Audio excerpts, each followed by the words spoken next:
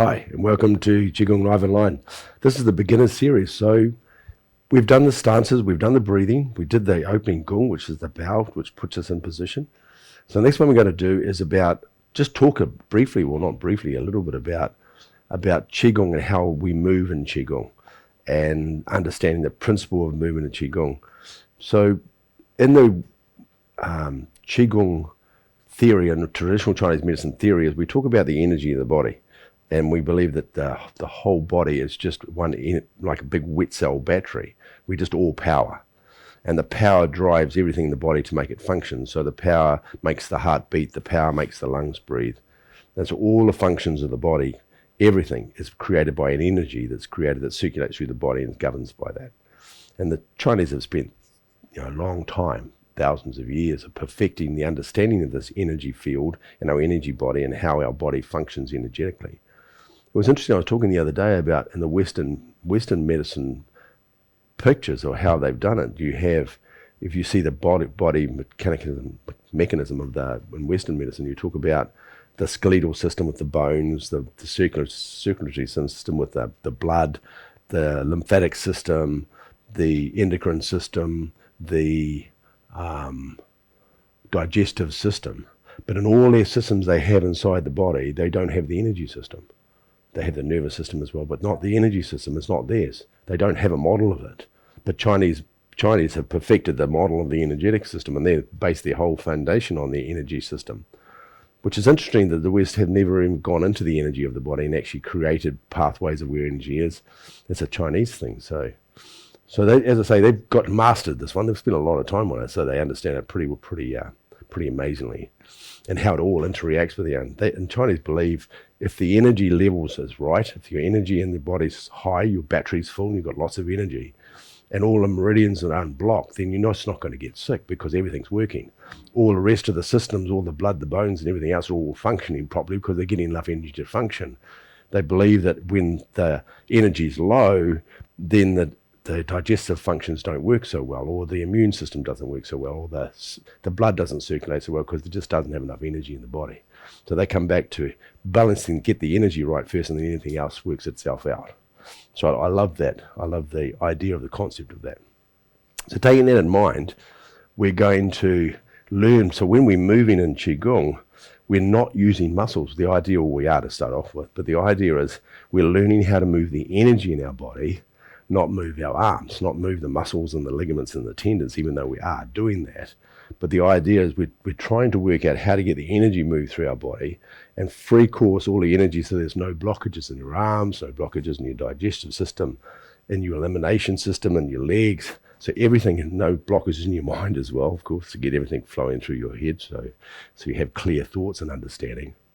And so their idea is to move the energy. So when we're moving, and you see Qigong exercises, people doing Qigong, and you see them doing Tai Chi, and they're moving arms and things.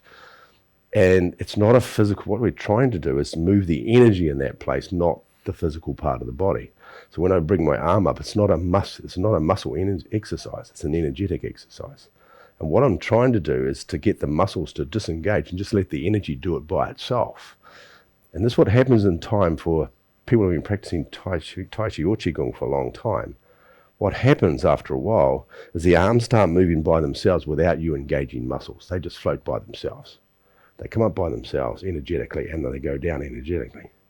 But of course, when you first start, you don't have no idea what I just said then, because you don't know how to do that, because the idea is the only way you can lift your arm up, you have to use muscles and ligaments and tendons to do that, and you can't do it any other way. Well, you can do it energetically.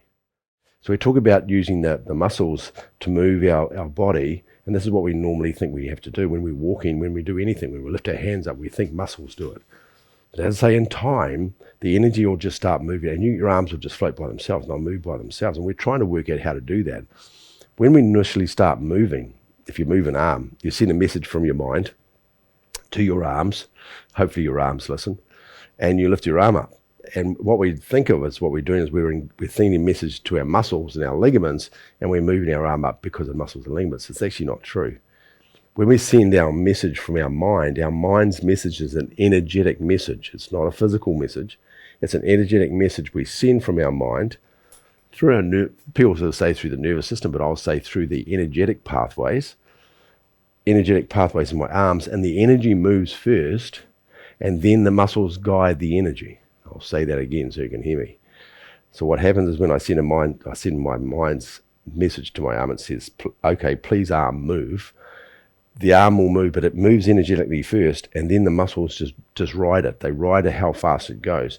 Because otherwise, if I just don't ride it with muscles, the arm will just fly up in the air. Yeah, just energetically you'll move and no control. And so the muscles are used to control it. And there's lots of exercise you can do to see that how that happens when you initially start moving, and then you see you grab hold of it. Yep, the energy will move by itself, and then you grab hold of the energy to control it as such. Because we've been taught how to do that. What we're trying to do is get to a stage where the energy moves, and we use the energy to control the energy and just relax the body. Yeah, and relax the body on the way down. So the arms just float by themselves. My arms just come up by themselves. They float up by them. It's like me watching my own arm moving, and I'm not doing that. I send a message to tell her what to do, but I'm watching. It's a very strange thing. And people who have done Qigong a lot will talk about this experience when they feel their arms floating, and they get to watch something that's happening that you're not personally doing. You're not energetically doing with your muscles. It's a strange thing. People who do Tai Chi for a long time will do Tai Chi forms, and they'll get to a place where they actually start watching their body moving, and they're actually not doing that at all. They're watching their body move because they've done it so many thousands of times that their body starts moving by itself, and you just get to be the observer of your own body moving. Yeah, it's a very, very cool experience. So to do that, to start with as a beginner, it's not, of course you just can't do that instantly. Well, somebody might, because I shouldn't say couldn't, because anybody can do anything. So, but generally you won't be able to do that to start off, or you have to use muscles. So that's the practice, and the practice is why it takes such a long time. Sometimes more, it can take short time. All you have to do is let go. And so they let the energy. So when you're doing the exercise, you're trying to use as minimal amount of muscles as possible to move your arms and more energy. So you think of the energy moving your arms up, and try to use as minimal amount of muscles as possible and let the energy bring them down. And that's how you start. So you even have this consciousness right from the start that I want to be able to move my energetic body with energy, and to slowly reduce the amount of muscles I use until the day when one day you'll sit there and the arms will float up by themselves, and you get to watch them do that, and you'll see what I'm talking about. And they float up by themselves, energetic, and they're in control too. They're just going out of control because you told them what to do, because you're controlling your own energy in your body. Yep. So that's the starter. So that's how we move in Qigong. So all the exercise you do, no matter what it happens, we're trying to relax the arms, relax and let the energy move, no matter where we do, what exercise it looks like. It doesn't matter what exercise you're doing in Qigong. It's like when you're moving arms or legs, the same thing's happening. That leg moves the same way. Yeah, and the body's moving as energetically, and it just floats. So this is a very yang practice, or it's a very yin practice. Yeah. And so we're learning how to do this, and just as I say, the legs will float the same as the arms do. And so everything just floats. As I say, it's a strange thing for me to talk about, but it's hard to know without having an experience of what this feels like. But you will get one, but it comes with practice. Yeah, and you get the feeling the body just moves by itself. You'll do something one day, especially when you're practicing long term. You would reach over to grab a cup or something at the kitchen bench, and you'll watch your hand go across to get it and go, whoa, look at that, and I'm not doing that hand. And you'll watch it come back and you say, I didn't do that. That did it by itself. Very, very unique experience. As I say, people who've done Qigong will already experience this. People do sport a lot. Anybody who does any repetition sport, where they go over and over and over again, they'll get to a stage where this will happen for them too. It doesn't matter what it happens for artists when they're painting. They're painting so much that sometimes they're painting and they're watching their hand painting and they're not painting. And for artists that know this, they'll understand exactly what I'm saying, because you would have experienced this. Musicians get it with instruments, where they're playing instruments. My wife's a musician, so when she plays an instrument, she'll play a guitar or a piano. And she can play the piano, and because she's done it so many thousands of times, she can watch her hands move and she's not doing it. It's a great experience. It's the same principle. And so all we're doing now is we're learning how to do that, but because we're using Qigong exercises, they're designed to move energy up and down the meridian, so there is a medical aspect to them that are helping to keep our body fit, healthy, energy moving smoothly, all the organ energy moving, doing all its function without any hindrance of anything happening in the body to stop that. Yeah. So no distinct functions inside the body. So that's what it is. So when we're going to do our exercise, the next exercise, we'll start soon. And next time I'll do an exercise. Now we've laid the foundation to it. And we'll take this idea into an exercise, the idea of energy moving the body and relaxation. We'll talk a little bit about relaxation too, because you can't move. I'll talk about this now. You can't move unless you relax. Yeah? And I'll explain what I mean about this, because it all happens inside the relaxation. When you relax, the energy moves. So if I'm standing here facing you at the moment, I have a certain amount of rigidity in my body to allow me to stand up, because if I didn't, I'm just going to fall on the ground and be this little blobby mess on the ground. So I need a certain amount of rigidity in my muscles and my sinews and my spine to stand up, to hold myself in posture. Yeah. We're trying to reduce the amount of tension in that, so we're not standing perfectly still like this. We're trying to relax as much as we can, but still have enough to hold you in posture so you don't fall flat on the floor. We're trying to relax and relax and relax and relax and get to the minimal amount of energy we can do to stand in posture without all the muscles being stretched and everything being stiff, yeah? And we're learning how to do that.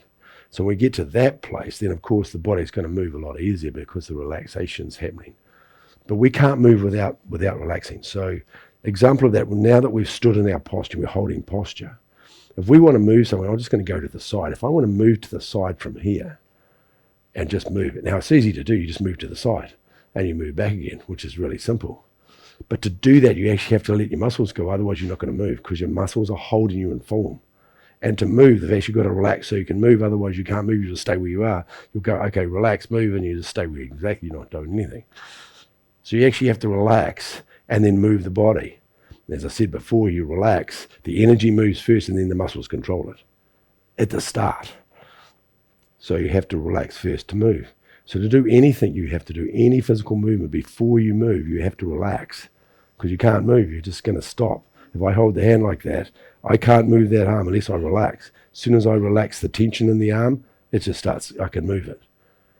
But as soon as I lock it in place, it's locked in place, it's not going anywhere until I relax, and then it can move again. So the key to this whole thing is you need to relax before you move. Wasn't that a beautiful thing? You need to relax all the time. It's a great idea, isn't it? What do you do before you move? And it's just bringing our attention to that idea, to that fact, that for any movement, and if you go one way and then you come back the other, you have to relax and then come back the other way. And stop, relax one way, and then relax and then go back the other way. Then relax and then move, because otherwise you're just going to stay where you are. You're going to be locked in that position. You have to relax so you can move. And we'll talk a little bit about that as we go into the exercises. Now this is a beginner's understanding, but I've gone into a little bit of depth. I think it's important to understand that Qigong is all about moving energy and moving your body energetically, not physically, even though that looks physical. We're trying not to do that. We're trying to get ourselves relaxed enough where the energy moves it by itself. Hopefully that's helped.